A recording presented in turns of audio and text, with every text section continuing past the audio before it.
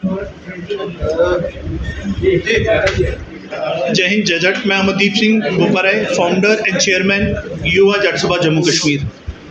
सबसे पहले आप सभी का धन्यवाद करना चाहता हूं कि जो आप मजलूमों की आवाज़ बनने के लिए यहाँ पर इकट्ठा हुए हैं। आप सबको बता दूं कि एक बड़ा ही बर्निंग इशू है, एक बड़ा ही ज्वलंत मुद्दा है जो जम्मू में के युवाओं को ठगा जा रहा है। जिस तरह से आपको पता कि बेरोजगारी जम्मू में बढ़ गई, तो माता पिता ने अपनी ज़मीनें गहने डाली, जिसको कहते हैं कि गिरवी दी। माओ ने अपने गहने बेचे और बच्चों को एक बेटर फ्यूचर के लिए फॉरेन में भेजा। लेकिन एक कंसल्टेंसी रैकेट जो है वो जम्मू में एक्टिव हो गया है। इसमें सबसे बड़ी ठग जो है एक सोनिया देवी है। आपकी जानकारी के लिए बता दूं, सिर्फ सतवारी, त्रिकुटानगर और गांधीनगर, इन 3 थानों के जुरिडिक्शन में 3 अलग अलग नाम से ऑपरेट करती है वो एक ही औरत। A1 consultancy, the visa boss और JMD अब्रॉड। ये जो आपके सामने खड़े हैं, ये सब लोगों के साथ ये जो डॉक्यूमेंट्स आपको बता दूं, आप अगर जूम कर सके, रशिया का वर्क वीजा देने की क्लेम करती है और लोगों से 5-5 लाख रुपया लेती है। लेकिन आपकी जानकारी के लिए ये भी बता दूं, मैंने रशिया की एम्बेसी से भी पता किया और मैंने जो रजिस्टर्ड इमिग्रेशन एजेंट्स हैं उनसे भी पता किया। रशिया का जो वर्क वीजा है वो ये नहीं, इसकी 7 पीढ़ियों में कोई नहीं दिला सकता, क्योंकि रशिया की एम्बेसी वर्क वीजा देती ही नहीं है। और ये यहाँ पर इन लोगों को ठगती है। लास्ट टाइम पे जैसे ये इसमें दे दिया इसको कि तुझे वर्क वीजा दिया, लास्ट टाइम में इनको कहा जाता है कि तुम्हारा टूरिस्ट वीजा हो गया है तो तुम वहां चले जाओ, वहां पे हमारे कनेक्शंस हैं। उसकी रिकॉर्डिंग्स मैं बताऊंगा आपको।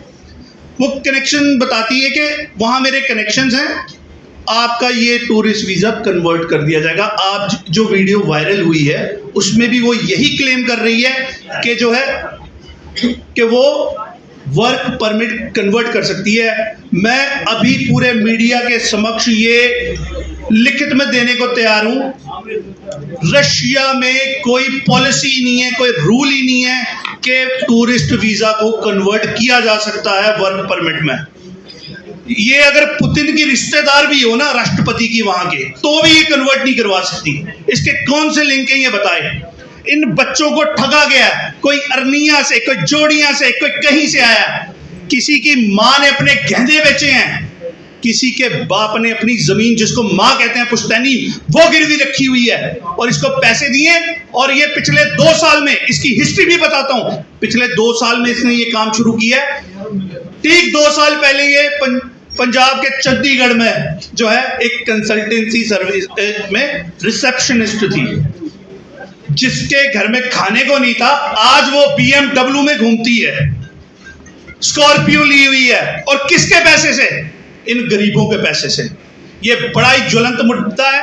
हमारी बहन रश्मि जी यहाँ खड़ी है, इन्होंने भी ये मुद्दा उठाया। लेकिन क्या होता है, अलग अलग मीडिया चैनल्स पे अलग अलग केस आते हैं, अलग अलग केस आते हैं। आप में से कईयों ने कंसल्टेंसी सर्विसेज का किया होगा, हमें लगता है ये एक एक्सेप्शन केस है, हमें लगता है ये एकमात्र केस होगा शायद इनके साथ होगा। लेकिन जम्मू में ये बहुत बड़ा नेक्सस चल रहा है, ये किसी एक के साथ नहीं हो रहा है, हर जगह ये केस हो रहे हैं।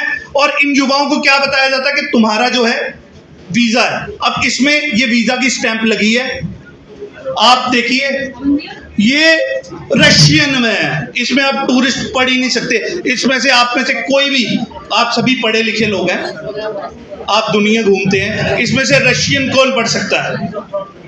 कोई भी नहीं पढ़ सकता। इसमें कोई भी जज नहीं कर सकता ये टूरिस्ट वीजा है कि वर्क वीजा है। इन लोगों को वहां भेज दिया गया, ये आपको आगे बताएंगे। वहां भेज दिया जाता है, वहां पर फैक्ट्रियों में दे दिया जाता है। फैक्ट्री वाले ये ले लेते हैं इनसे पासपोर्ट और इनको वहां बंधक बना लिया जाता है कि जैसे 90 डेज का वीजा लगाया, 91 डे के बाद वो बोलते हैं कि अगर तुमने कुछ किया तुम्हें यहाँ सिविल पुलिस के हाथ दे दिया जाएगा। तुम्हारे वीजे पे मोहर लग जाएगी, तुम्हारे पासपोर्ट पे स्टैंप लग जाएगी डिपोर्ट की, और तुम्हें कोई नौकरी नहीं देगा, तुम दोबारा किसी कंट्री में अप्लाई नहीं कर सकते। 8-8 महीने से यहाँ हमारे पास रिकॉर्डिंग्स हैं, फोन नंबर्स हैं, आप बात करिए, हम आपको नंबर देंगे जो रशिया में लोग फंसे हुए हैं जम्मू के। 8-8 महीने से इस औरत ने उन लोगों को फंसाया हुआ है। हम ये कहते हैं ये ह्यूमन ट्रैफिकिंग का केस है। रशिया के माफिया को फ्री में लेबर दी जा रही है जम्मू से। हमारे युवाओं को बरगलाया जाता है, यहाँ पर उन्हें बताया जाता है कि बड़ी बड़ी वादे किए जाते हैं, 1 लाख रुपया मिलेगा। रशियन आधे तो गोवा में काम कर रहे हैं, वो वहाँ कहाँ इतनी जॉब्स हैं।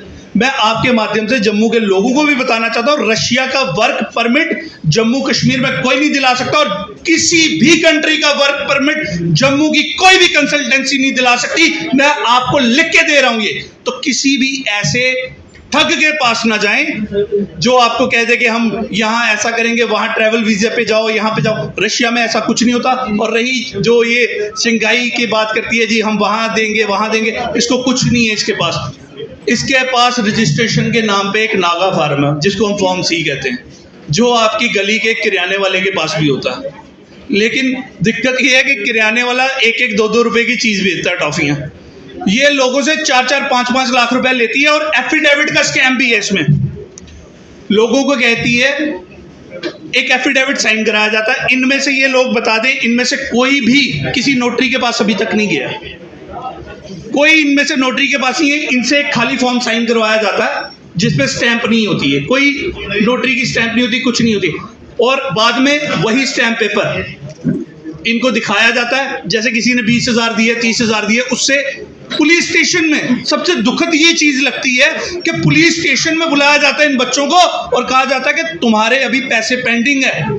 तो पुलिस के कुछ अधिकारी जो हैं निचले स्तर के, वो इसके रिकवरी एजेंट बने हुए हैं।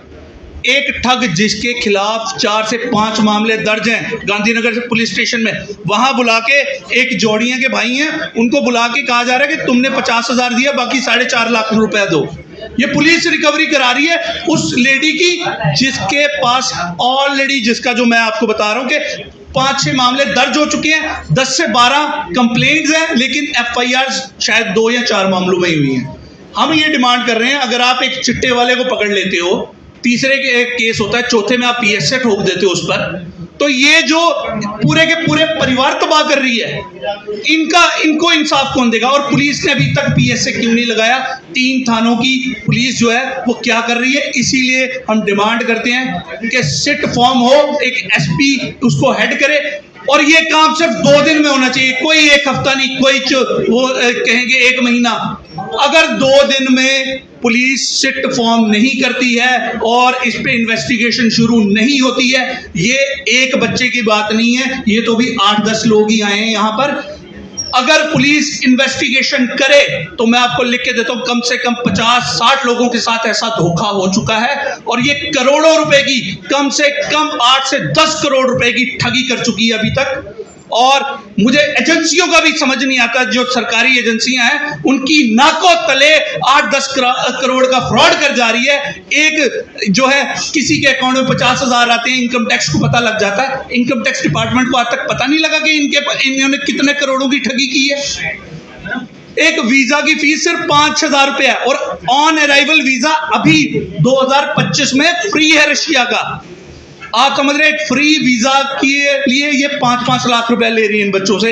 ये आपके पास डॉक्यूमेंट है, आप चेक कर सकते हैं, यही दिया जाता है इन बच्चों को, जिसपे वर्क वीजा लिखा जाता है। वर्क वीजा की औकात नहीं है इसकी, माफ करिएगा ये वर्ड यूज कर रहा हूं, लेकिन औकात नहीं है इसकी कि ये दे सके। लेकिन जम्मू के बच्चों को लूटा जा रहा है, और आप सब जो है आवाज बने, इसको उच्च अधिकारियों तक पहुंचाएं, जन जन तक पहुंचाएं। इन गरीबों की आवाज बनने के लिए आप सबका धन्यवाद। वाहिगुरु चढ़ती कला रखे। Thank you very much. और मेरी फैमिली में मेरी माँ है, मेरी सिस्टर है, मेरे पापा की डेथ हो गई है। तो जैसे मेरी माँ ने हमें वो बड़ी मुश्किल से पढ़ाया, तो फिर जैसे हमारे पे रिस्पॉन्सिबिलिटी आई, फिर मैंने घर वालों को बोला कि मेरे को बाहर भेज दो। हमारी घर की कंडीशन भी ऐसी थी, तो जैसे घर वालों ने पैसे उठा के लिए, तो फिर उसके बाद क्या हुआ, हमने इंस्टा पे इनकी ऐड देखी, तो इन्होंने हमें यहाँ पे गांधीनगर में बुलाया और तब इनका एक A1 के नाम से ऑफिस था और JMD भी इनका ऑफिस था। तो इन्होंने A1 में बुलाया, वहाँ पे हमने पैसे भी दिए। तो इन्होंने बोला हमें आपको वर्क वीज़ा दिया जाएगा, वर्क परमिट करके देंगे। तो ये है,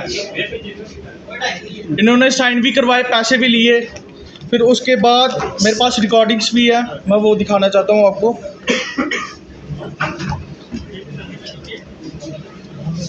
क्या कि हम आपको वर्क परमिट करके देंगे।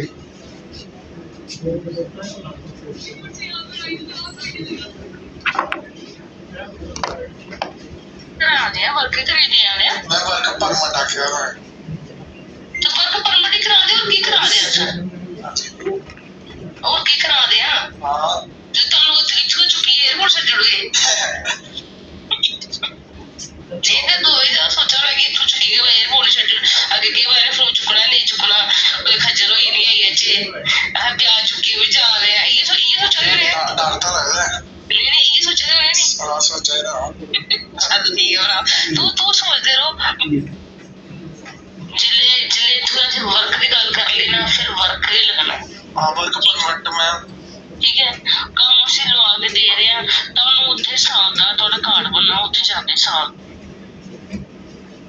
सॉल्यूशन करो ये जब ये लोग इसके बाद ये जो रिकॉर्डिंग है ये तब की है जब ये वापस आ गए वहाँ से। यहाँ इनसे प्रॉमिस किया गया था आपको वर्क वीज़ा देंगे, लेकिन जब ये वापस आ गए तो इनको ये कहा गया कि 1.5 लाख रुपया और दो, तुम्हारा वर्क परमिट देते हैं। जबकि मैंने आपको कहा कि वर्क परमिट आप गूगल पे सर्च करिए, रशियन एम्बेसी पे सर्च करिए, ये क्या इसकी 7 पीढ़ियों में कोई पैदा नहीं हुआ जो दिला सकता है रशिया का वर्क परमिट। वहाँ पे ये देखिए, ये अभी और इनसे 1.5 लाख रुपए की मांग करेगी और डिमांड कर रही है।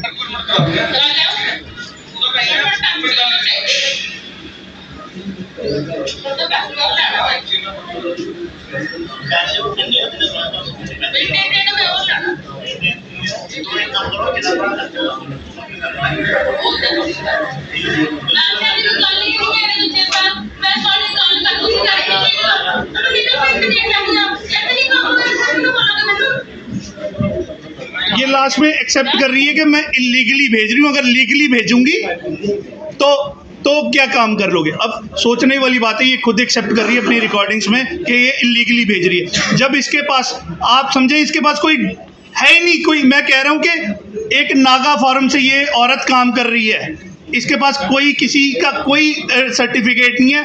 आप सिर्फ जो नागा फार्म जो एक किराने वाले के पास भी होता है वही है इसके पास। और समझ नहीं आ रही कि जम्मू कश्मीर सरकार या जम्मू कश्मीर पुलिस और इनकी एजेंसियां क्या कर रही हैं। लाखों करोड़ों रुपए की ठगी हो रही है। और वो अभी भी, अगर उसने एक लाइव वीडियो डाली है जिसमें वो मेरे को टारगेट कर रही है, कह रही है 5-6 दिन बोलेगा फिर ठीक हो, चुप हो जाएगा। आप समझ रहे हैं कि किस लेवल की सेटिंग है ये।